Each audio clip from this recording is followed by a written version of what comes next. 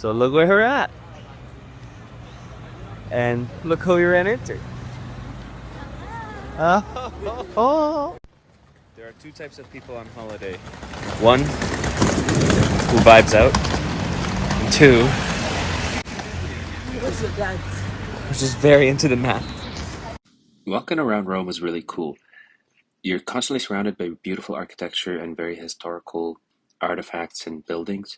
And in the same breath, people are walking around in their business suits, just going to work very casually. 2 seconds later, you're in a scene out of the Italian Job.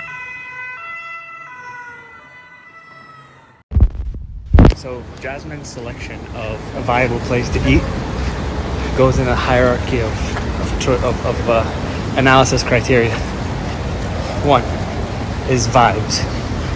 2 is price point. 3, the actual food on the menu. So I'm sure you can appreciate that when one is extremely hungry, this order just doesn't cut it. After debating what to eat for the rest of the day, we decided to go to the Vatican the following day. ChatGPT and I got very well acquainted as I tried to learn the most I could about all the different sculptures, art pieces, saints who were buried at the church, and essentially anything else that I needed to look up. Sometimes I just chat to ChatGPT just for fun. Anyways, we ended up finding this fountain in the courtyard nearby, and Jasmine even had a drink from it, which surprises me because she usually doesn't even drink Brita water. Then we went to Trastevere, which is known for being the food hub of Rome.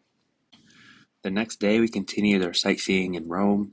We went to the Trevi Fountain neighborhood, which also had the Pantheon right nearby, which is a Roman temple, now Catholic church. Then we enjoyed a couple of beverages before lunch. Okay, you gotta blow on it. It's gonna be hot.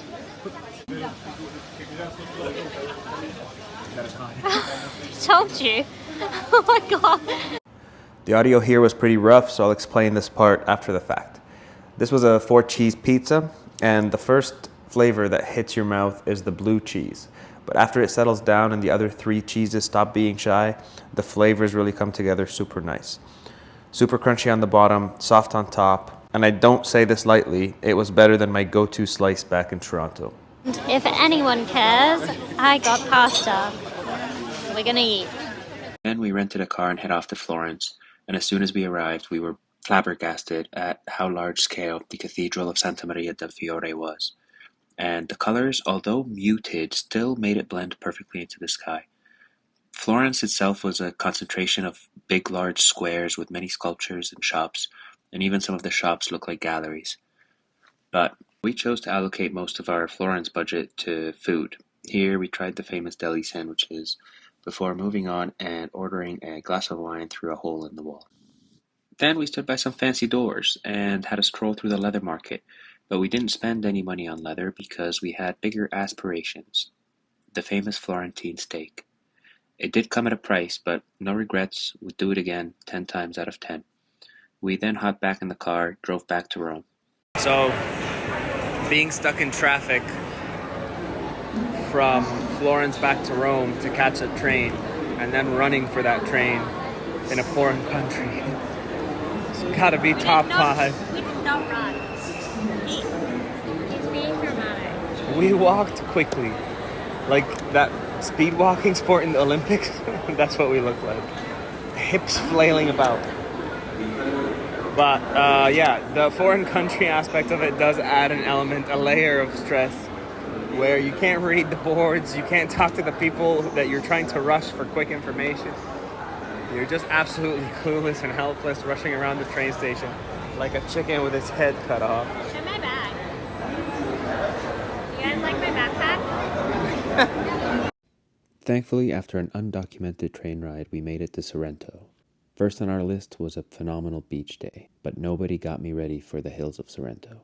Brothers, Sorrento is all hills. We booked an accommodation on top of the hills that a bus can take you to every hour-ish. And there's no buses in the near future. And cabs know that if you're up there, you're desperate to pay.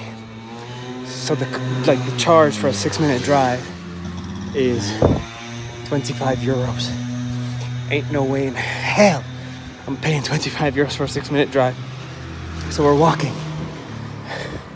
But boys, let me tell you, this is fucked.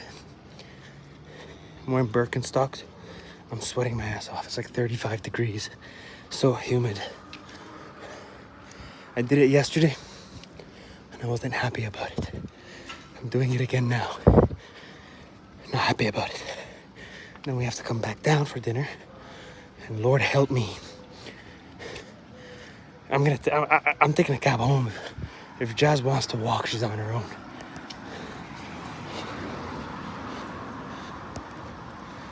Girl ain't even waiting for me. Look how narrow these roads are, and then we have to deal with this bullshit.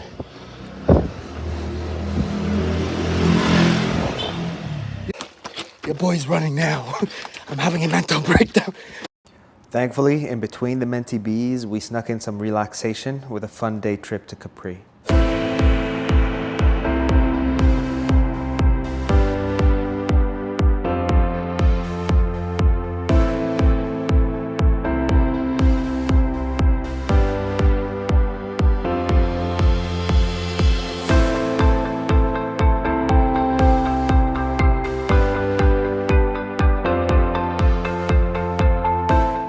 Such a fun day in Capri, filled with core memories. We went back to Sorrento for one last sunset view before heading off to my favorite destination, Positano.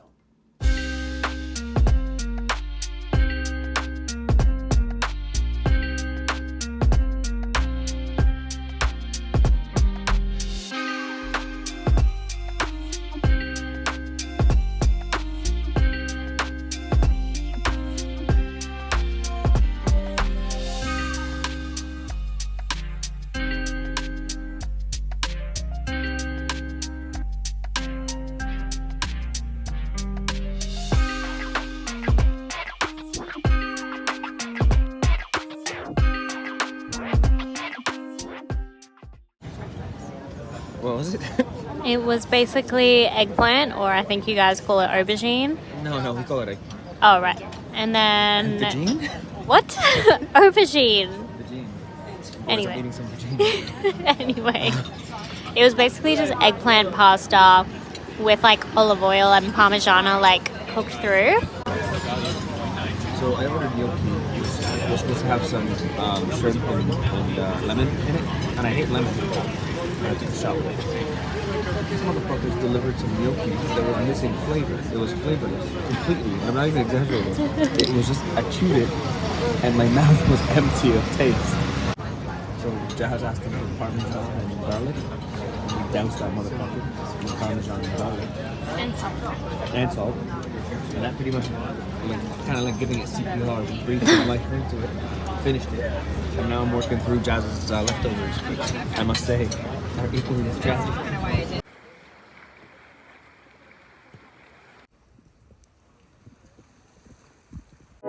After lots of sweat, no tears, and only a little bit of blood, we made our way over to Ravello.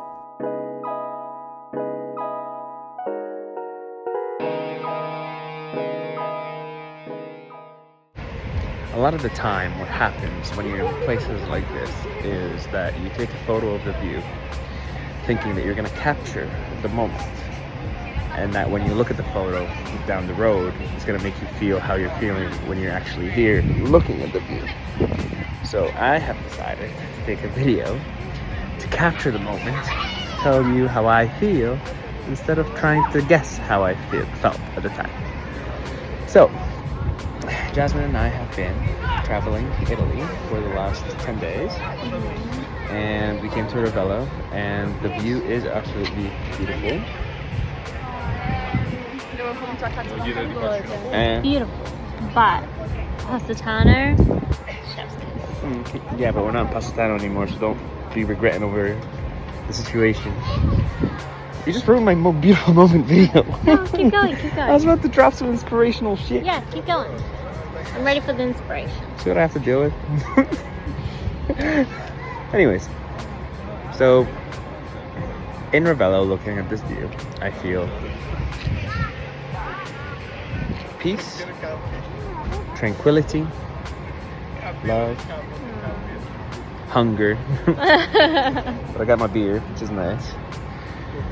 And I feel motivated to, while traveling is nice, it's nice to live with purpose and feel like you're working towards something. So if I go back home, I'm gonna be motivated to. All right, that's enough of this.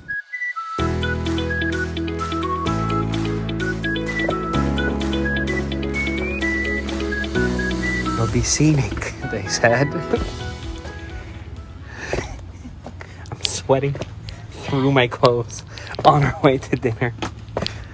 My lord. Jazz is out here looking like a Disney princess putting in work. With a sweaty upper lip.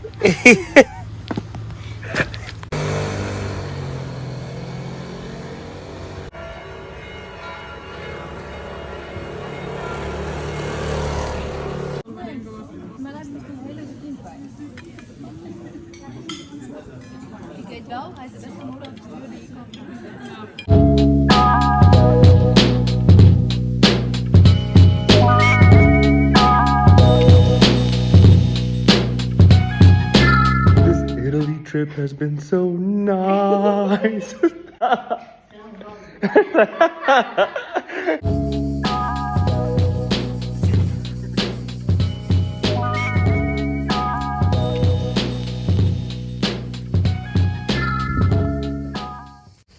Hey Jazz, Yeah. I am Gotham's reckoning. You merely adopted the dog. I was born in it. We wrapped up our time in Ravello, took a ferry ride before taking a train back to Rome, where we had our final last meal, and guess what we had? It was pasta. You'll see it in a second. After we got to Rome, Jazz and I both went back to our own separate destinations. Jazz went back to Australia, and I went back to Canada. I continued serenading Jazz up to the last moment. Running through that open door, I believe I can fly.